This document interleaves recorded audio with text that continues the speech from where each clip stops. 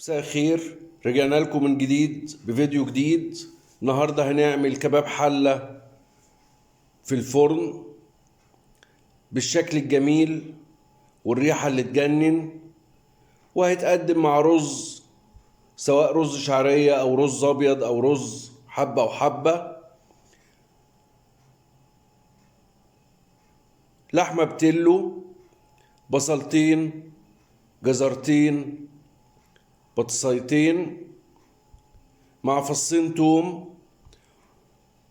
اهم شيء اللحمة تتقطع بالتساوي مكعبات، وتبقى فيها نسبة دهون بسيطة عشان تدي الطعم والريحة. هنقطع كله ونتبلها بكزبرة خضراء وكزبرة ناشفة وملح وفلفل اسمر، وفي الاخر هنضيف ديمي جلاس او صوص بني بودر، هنعمله في ميه ونغلفها بسيلفر وندخلها الفرن. هتطلع بالشكل الجميل دوت، ريحتها تجنن وطعمها جميل جدا.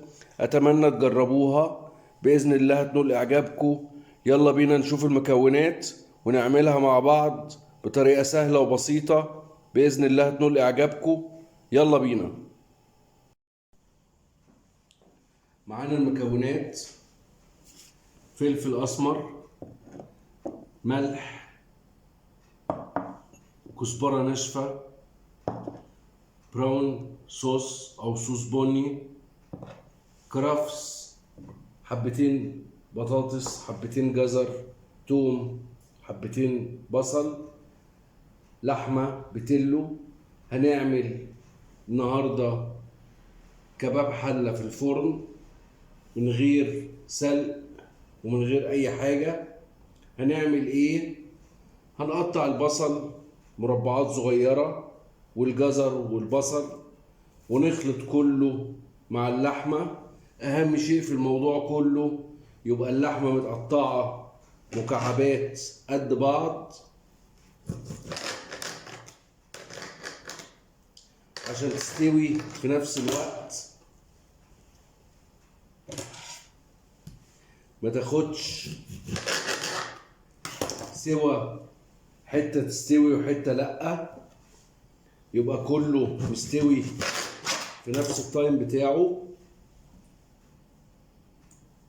بالشكل دوت.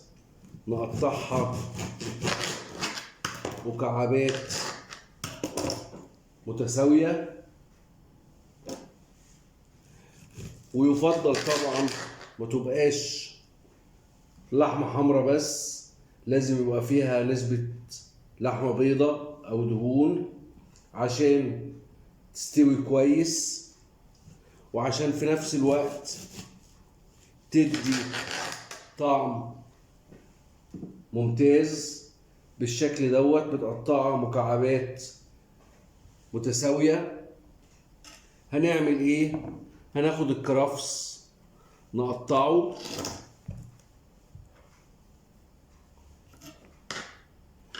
كرفس من النوع اللي بتدي طعم وريحة للأكل كويس قوي.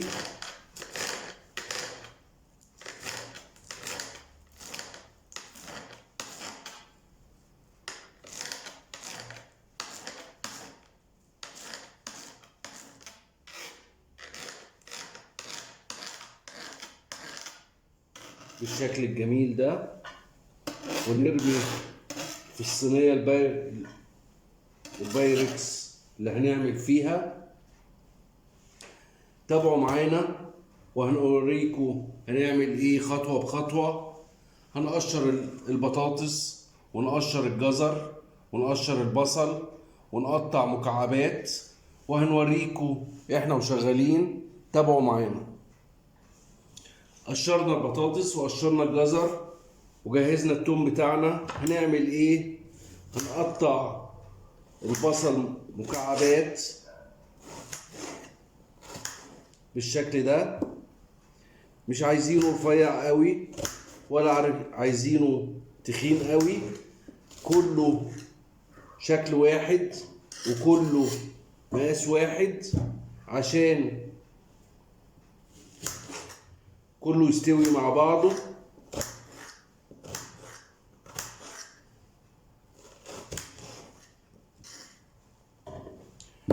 وفي نفس الوقت نرمي كل اللي احنا بنقطعه دوت في البولة اللي هنسوي فيها او الصينية اللي هنسوي فيها.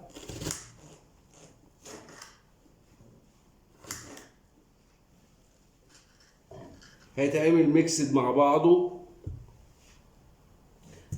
او هيتقلب مع بعضه.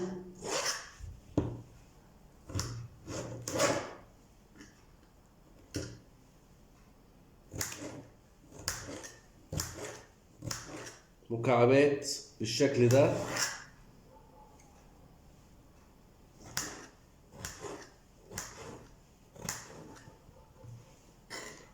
مش عايزين اكتر من كده، من الاكلات الجميلة اللي ما بتاخدش وقت وفي نفس الوقت طعمها بيبقى جميل. هيعجب ولادك قوي وهيطلبوها منك على طول. وتقدري تقدميها مع شوية رز بشعرية او رز حبة وحبة، رز ابيض، مفيش مشكلة.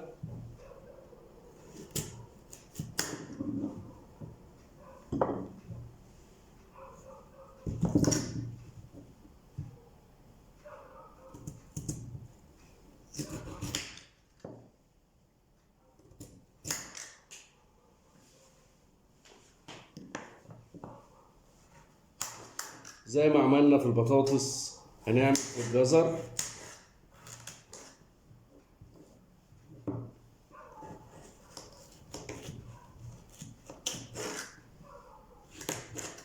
هيتقطع مكعبات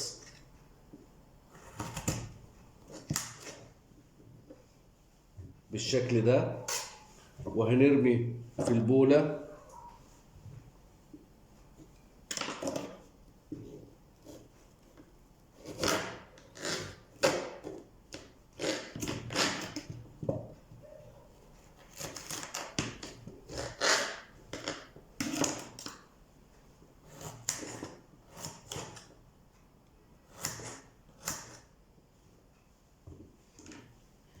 من الأكلات الجميلة اللي هتعجب ولادك قوي وهيطلبوها منك على طول.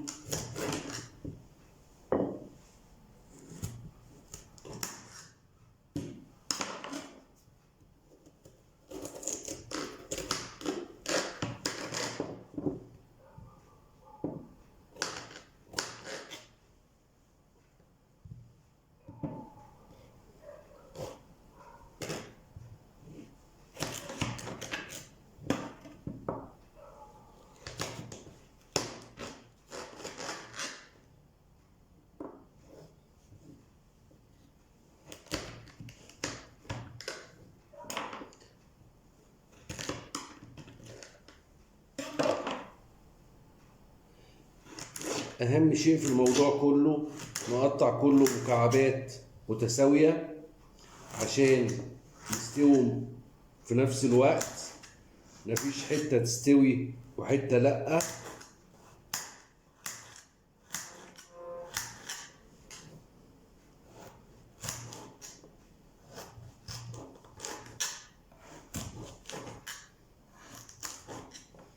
كده احنا قطعنا الخضار كله مع بعض. ناقص لنا ايه؟ نعمل التوم. فصين توم صغيرين نفرمهم.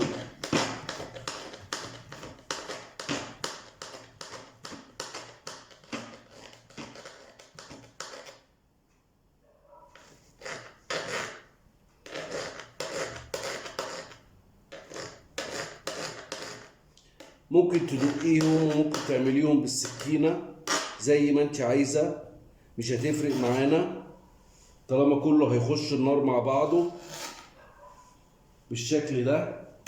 وبعد كده ننزل باللحمة بتاعتنا.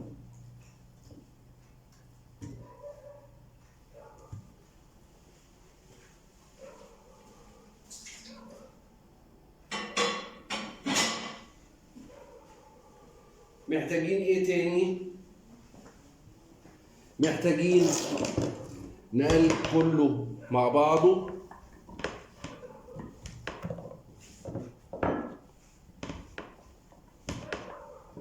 الكرفس بالبصل بالجزر بالبطاطس بالشكل ده كده تمام.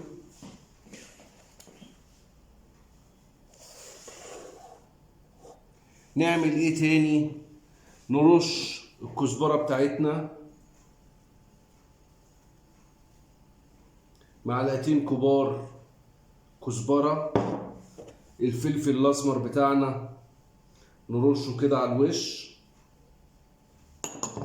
والملح بتاعنا نفس الكلام. نقلب كله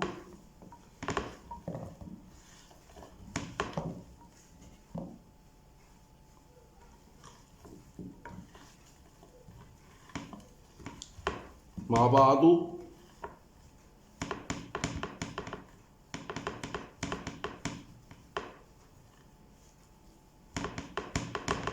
كده فاضل لنا حاجة واحدة، نشيل ونفضي.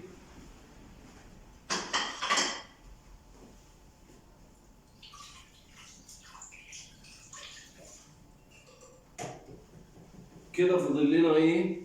فاضل لنا ان احنا نحط الصوص البني 3 معالق 4 معالق صوص بني.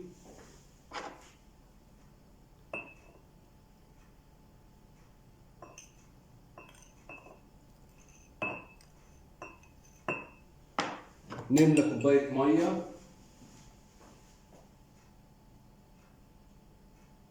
مية من الحنفية، مش لازم مية مغلية. ونقلب كويس قوي.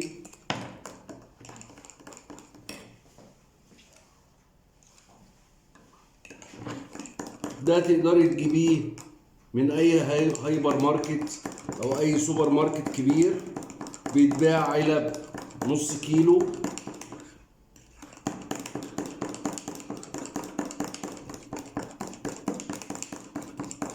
ده هيدي طعم مختلف خالص عن كباب الحلة اللي احنا بنعمله في البيت من غير اضافة الصوص دوت. نديله رشة كده. احنا قلبنا المكونات كويس قوي، وبعد كده ناخد الجزء التاني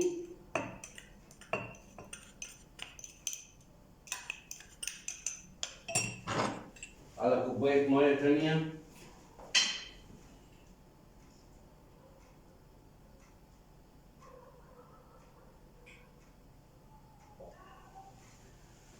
عايزة تحطي مية سخنة مفيش مشكلة، هتحطي مية ساقعة برضو مفيش مشكلة، مش هتفرق معانا.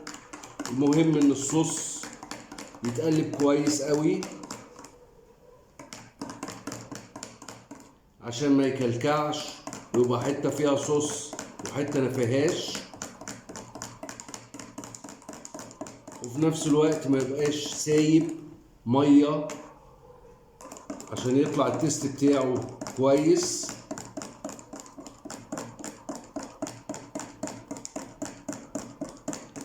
ناس تسألني تقول لي ما حطيتش زبدة وما حطيتش زيت ما حطيتش أي مادة دهنية.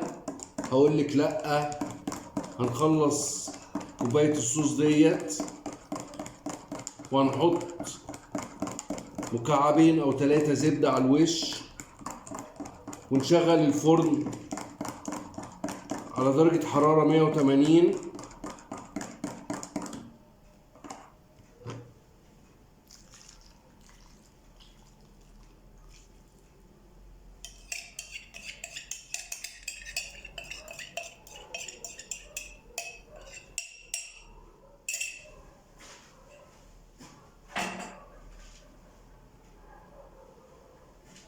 كده الطاجن بتاعنا مظبوط وتمام.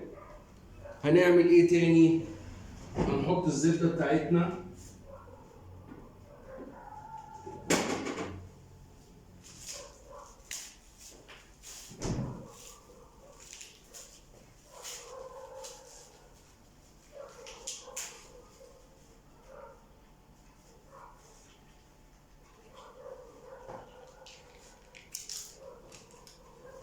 اي سمنة او اي زبدة عندك ممكن تحطيها. مش حابة تحطي شوية زيت خفاف، مش مشكلة.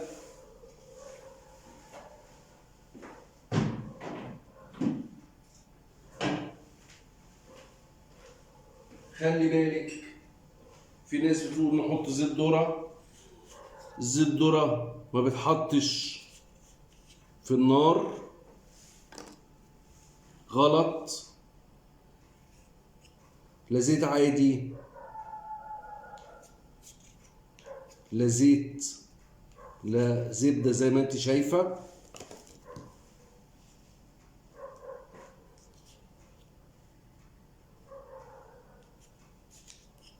طبعا انا شلت الستيكر عشان ما تبانش زبدة ايه. اي زبدة تتحط مفيش مشكلة خالص.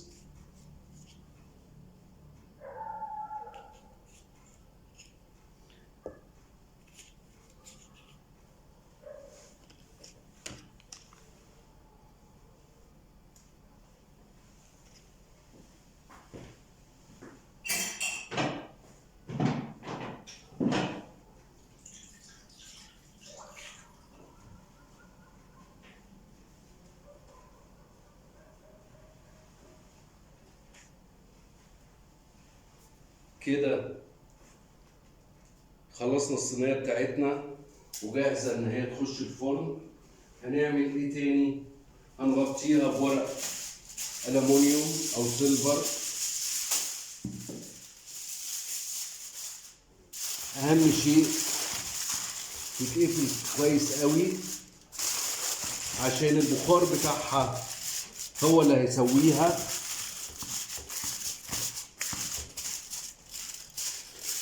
نقفلها كويس ونسخن الفرن ونرجع لكم تاني.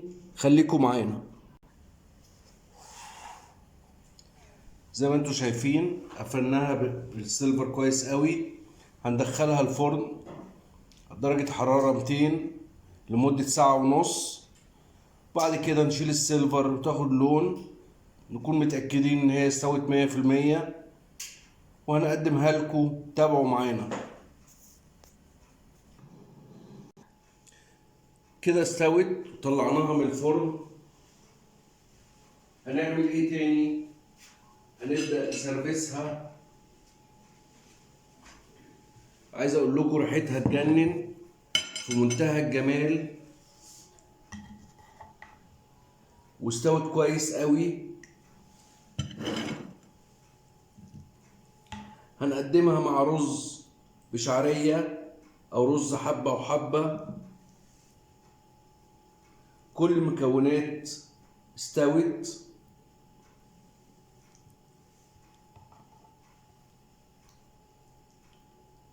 ريحتها في منتهى الجمال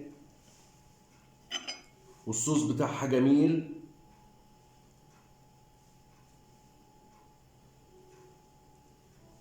نحط شوية على الرز كده.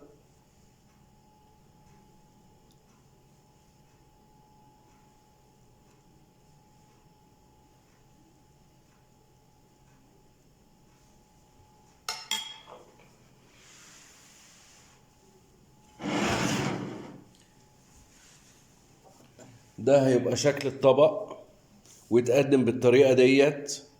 عايز اقول لكم في منتهى الجمال، طعمها وريحتها تجنن. بإذن الله هتنول إعجابكم. أتمنى تجربوها. ما تنسوش تدعمونا في القناة، لايك واشتراك وتفعيل الجرس عشان يوصل لكم كل جديد. وبالهنا والشفا.